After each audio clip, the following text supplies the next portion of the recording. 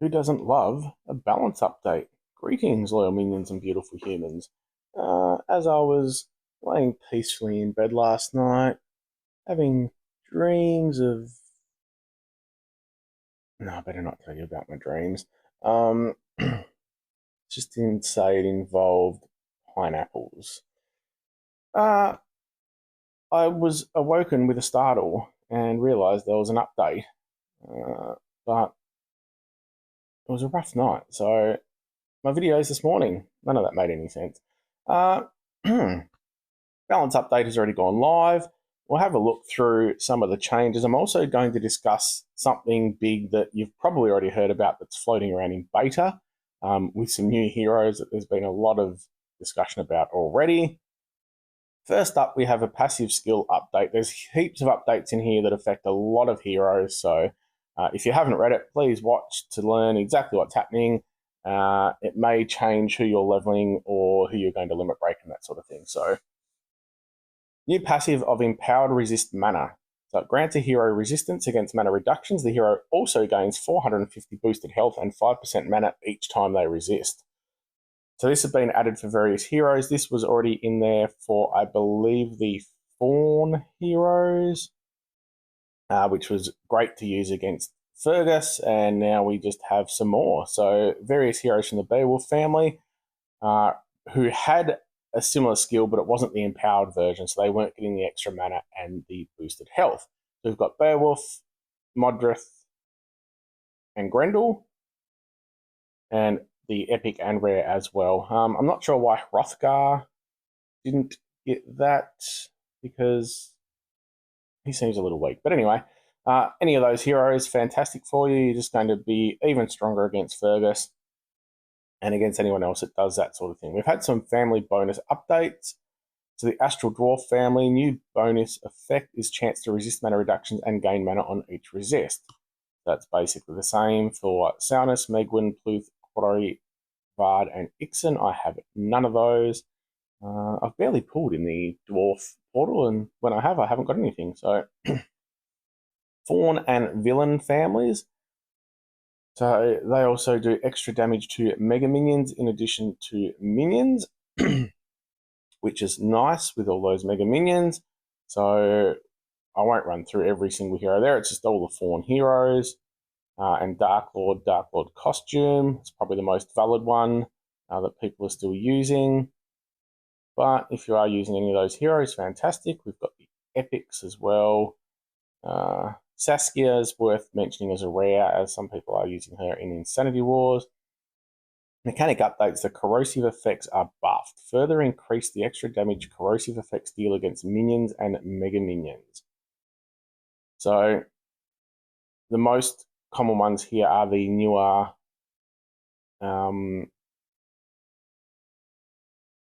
Untold Tales 2 heroes.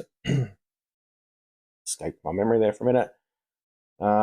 Again, I won't run through every single hero as there is quite a few. It's also affecting. There's quite a lot there that have the corrosive effect. So it's just great now that that does extra against the mega minions. Doesn't actually say exactly how much, which is slightly annoying. Some older ones in there. I always liked Rumpelstiltskin. No idea why. I never actually leveled him, but always liked him. Aether power changes, not sure what that's for. Grim, Aether power change from attack up to rage, seems pointless. Ailment immunity to defense up for Kirill. Yeah, some of them do make a bit of sense. The ailment immunity, because you're reflecting it back anyway. But yeah, neither here nor there really. Class talent updates Ranger, so the superior and master talent extra effects of this class, bleed damage and defense reduction respectively, now activate on any bypass of defensive buffs. Previously, the extra effects were applied only if the bypass was activated through the talent. So that's a little extra bonus here as well. It means every time you bypass a defensive buff, that's going to happen. Costume bonuses, not sure why these ones needed them. It's nice if you've already got the heroes, so For the Sun and Moon families, which I believe are Season 5 Dunes, so things like your Hathor, costume Hathor is the big one, but any other costumes, Mart is also another big one that a lot of people received during the Soul Exchange. Soul Exchange. So the old bonus was 32% attack defense, 35 health and 5 mana. Now it's up to 41 attack and defense, 42 health, and 5% mana generation. So it's pushed a lot of these up over the 1500 TP, not that that really matters. Defenders and Nightmares of Atlantis families. So again, they get quite a big boost here. 19 attack and defense up to 28, 23 health to 28, and the 5% mana regeneration stays the same. Again, it's just a nice little boost for anyone that has those heroes. It keeps them relevant a little bit longer. They're going to be great for Insanity with the Defenders of Nightmares of Atlantis. They have the immunity, so that just makes them even a little bit stronger, and means you're not losing too much if you're throwing them in as your tanks. Special skill buffs, Pepper Blue. Look, people have probably forgotten Pepper Blue. For anyone who has, here's a quick glance. Part of the Moth family with the Mega Fiends, but unfortunately was an absolute huge letdown. So we've added the attack, but if you ignore that, it used to just safely dispel status effect buffs from one target, summoned a Mega Fiend, which was fine. The Mega Fiends do a lot of damage, we know that, and the Fiend basically stopped the target from getting any new buffs. So it was a one target special, didn't do any damage, threw the Mega Fiend on. It was ridiculous. I don't think anyone's used it.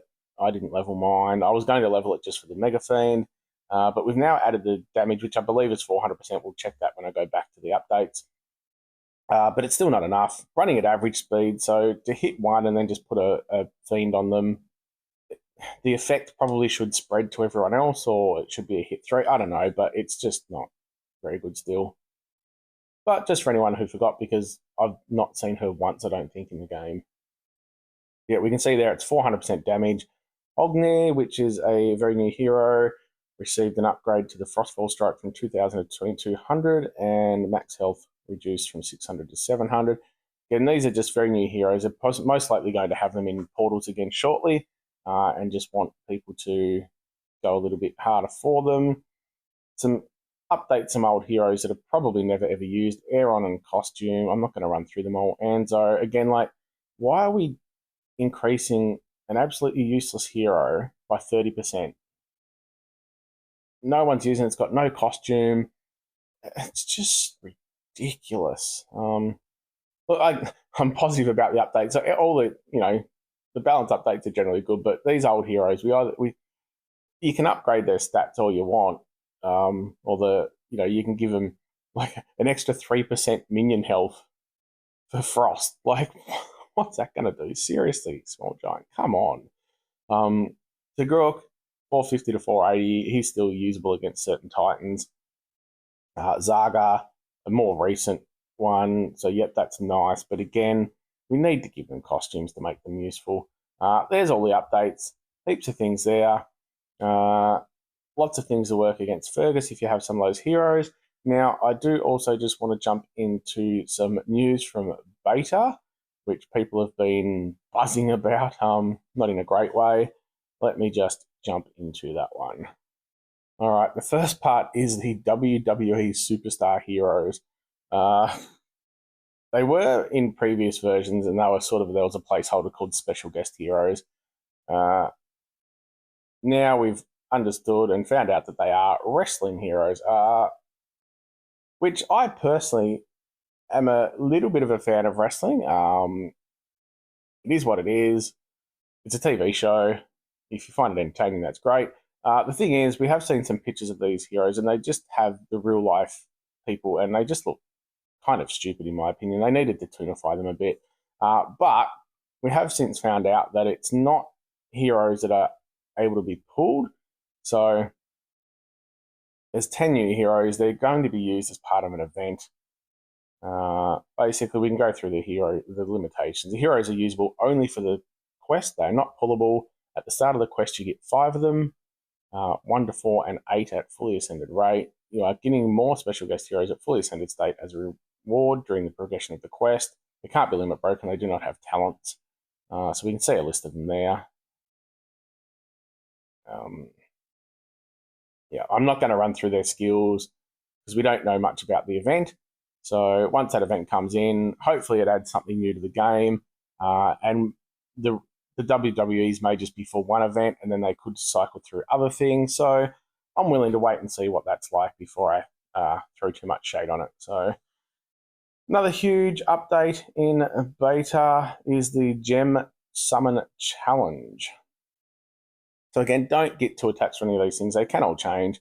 Basically, summon heroes using gems to summon a random legendary hero from currently available heroes. Daily summons, mystic summons, and extra bonus draws don't grant progress in this Gem Summon Challenge. So in a way, it's similar to the Fated Summon, but instead of having to do 100 pulls to then pick a hero, you get a random hero out of the list. So we can see here the list at the moment is Ariel in costume, Forces costume, Thomas costume, Galapago. Anyway, you can read those. There's nothing super fantastic. An Ariel costume would be great. So it's probably better than some of the ones that are in the Fated Summons. You've got equal odds of getting each one. The selection may change next time it's available. So basically, you just need to do 10 gem summons in event portals.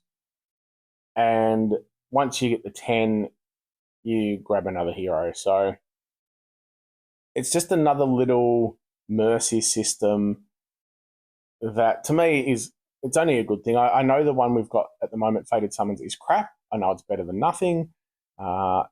Anything is better than nothing when we didn't have the Fated Summons.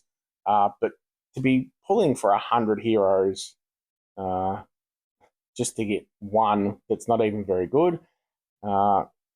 Similar with the Soul Exchange. Occasionally there's someone in there that's really good, but you're trading 30 heroes for one. 20, 15, 10, whatever it is. It's a lot of heroes to change for one extra. So this is just a nice little addition. Hopefully some of the heroes, there'll be something really good in each mix that you'll have a chance of getting, but definitely another improvement. So we'll wait and see how that goes. All right, so just quickly, some other things from the new beta beat, which is the version 77. We've gone through the gem challenge. There's new slime heroes. There's a few good-looking slime heroes. Again, I think some of these families are dragging on too much.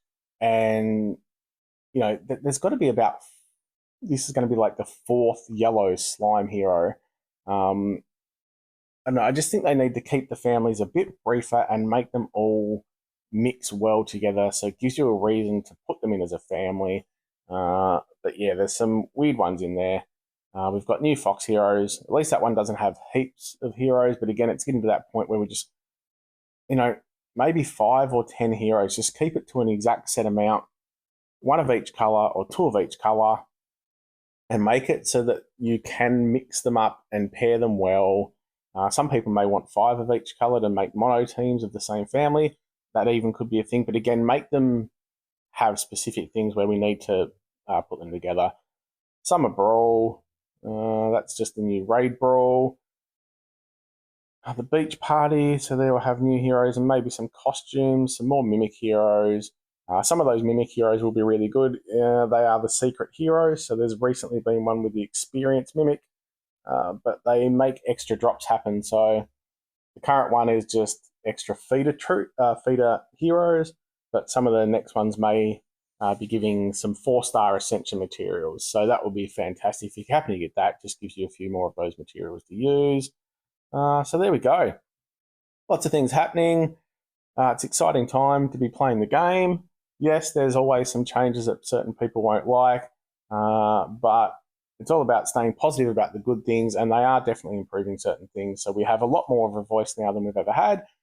So, Skyfire Dragon Wars is a perfect example. Go give the feedback. I think a lot of people felt extremely negative about it before it started, but I didn't really see an issue with it. You don't need to put much time into the dragons just to have a few.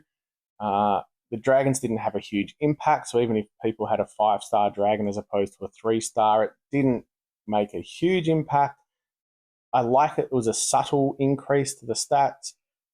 It got a little bit better each hit.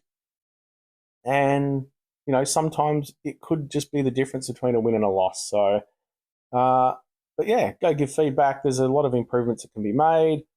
Keep an eye out for an upcoming video, most likely tomorrow, about, I've done a collaboration with some content creators, and it's just about stuff we love about the game. So it's talking about all the good stuff. There's too much focus on the negative.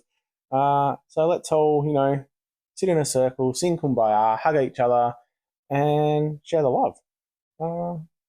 If you enjoy what I'm doing, gently press the subscribe button. Give your kitty a scritch for me. I'm losing my voice. And have a good one.